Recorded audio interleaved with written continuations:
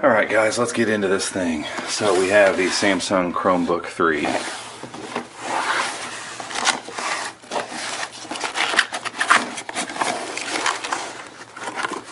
And pretty standard fare. If any of you remember back in the Series 3 Chromebook days, the box is actually pretty similar. It was a much nicer box. Very similar. So hey, we get a cool charging block, so that's a good thing. Cheap Chromebooks don't normally come with cool little charging blocks, so that's beneficial. Let's see. This paperwork's always scant, which is not odd at all. I'm not going to really open it because it probably just says what we all know and think it does.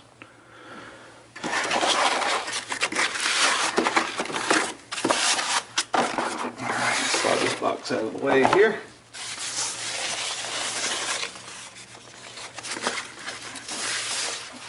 And no frills, nothing exciting, but there it is, the Samsung Chromebook 3. It's an 11.6 inch device, and it doesn't have a lot of bells and whistles because it is ultra affordable.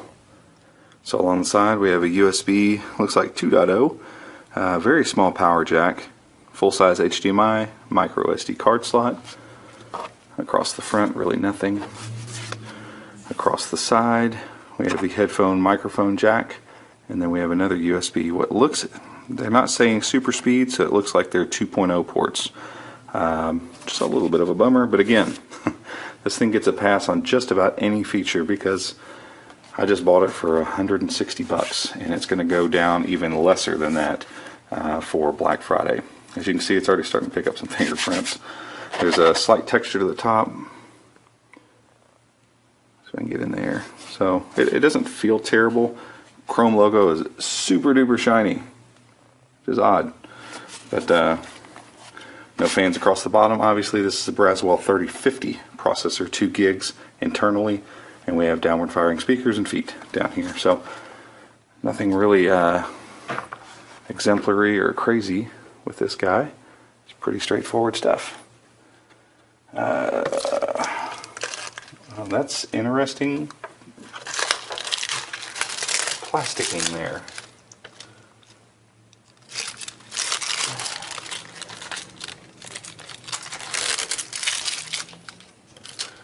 I'm sure manufacturers have their reasons for doing certain things. That's a weird one. So it got left up here. So I have to clean that off, got a little residue. So there's a slight texture around the rim here, which probably isn't the worst thing. Because when they use that really cheap glossy plastic, let's see if I can get this up here so you can see it. When they use the really cheap glossy plastic, and it looks really cheap and glossy on there. See that little bump pattern? It's actually got some texture to it, so it's actually really grippy. Interesting choice. Hopefully it'll deflect a few of those fingerprints, we'll see. We're met with a nice side-to-side keyboard, so keys look nice and spaced. Travel's actually really good. Keyboard feels good. Samsung usually does really well with keyboards. Obviously no backlighting or anything here. Things are pretty straightforward here. Trackpad texture feels nice. Obviously it's going to be plastic, but we just unboxed the Asus C301, and I'll be honest with you, the plastic on this feels way less cheap than that one does. Trackpad feels good. Click mechanism feels really good. And obviously we'll figure out how oils do over time on this guy as well.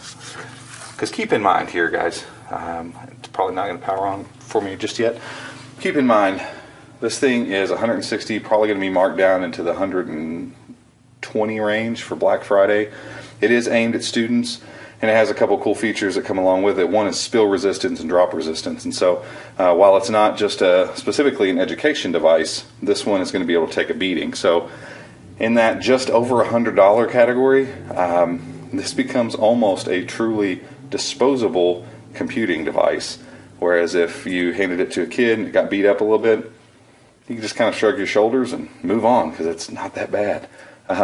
So that's an interesting part to consider as we're looking at each part of this thing. So let me break real quick and get it powered on. Alright, so we got it powered on. And we're in guest mode here. I'm just going to show you how it navigates a few pages. So here's Chrome Unboxed.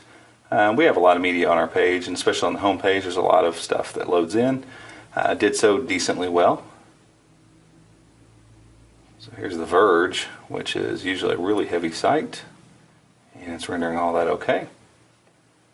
I've got the screen brightness cranked literally up all the way, and as you guys know, normally on these type of videos I have to crank the screen brightness down so that it doesn't blow out the camera.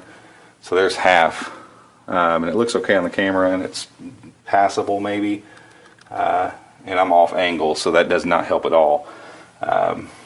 But yeah, you're going to end up with having to use the full battery on this most of the time. So let's see how it handles a YouTube video. So get a feel for the sound here too.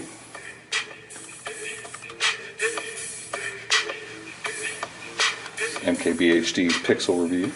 Hey, what is up guys, MKBHD here. Real thin turns sound. out the Google Pixel and not is one of loud those phones that you have at to all. actually use A lot of times when I crank to really these fully for understand reviews, how good it is. I have an issue having to real. speak this over phone, it's the pretty uninspiring, right? The speakers design's on the not laptop. That it's Not at all an issue. with its looks or anything like that. So, but it's playing the video back just fine. Throw some earphones in and you'll be okay. Again, we have to take all of this with a caveat.